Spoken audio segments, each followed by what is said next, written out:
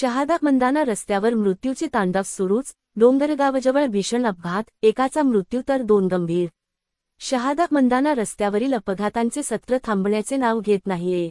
आज डोंगरगाव जवळील श्रीराम सिटी परिसरात चारचाकी आणि दुचाकीचा भीषण अपघात झाला. या अपघातात एका तरुणाचा दुर्दैवी मृत्यू झाला असून अन्य 2 तरुण गंभीर जखमी झाले आहेत.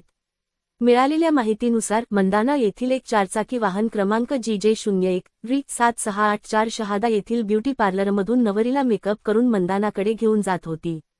याचवेळी कवळीथे येथील दीपक देवीदास पाटील वय 34, गुरुदेव शांतीलाल ठाकरे वय 25 आणि विकास कैलास पवार वय 22 हे तिघे क्रमांक MH39R2288 एकाच दुचाकीवरून धुरखेडा येथे साखरपुड्याच्या कार्यक्रमासाठी जात होते.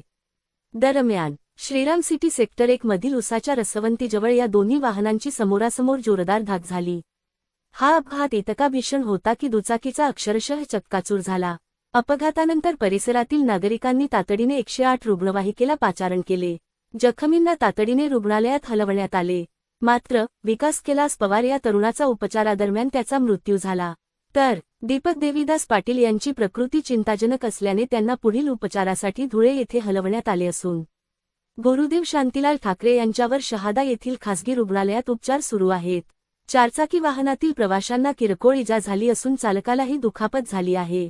या घटनेची माहिती मिळताच शहादा पोलीस निरीक्षक हेमंतकुमार पाटील, कर्मचारी घनश्याम सूर्यवंशी आणि योगेश थोरातसह घटनास्थळी धाव घेऊन सविस्तर माहिती घेत वाहतूक सुरळीत केली.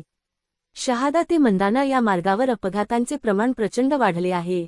या रस्त्यावरील गावांच्या परिसरात तातडीने गतिरोधक बसवण्यात यावेत, अशी मागणी ग्रामस्थांनी लावून धरली आहे.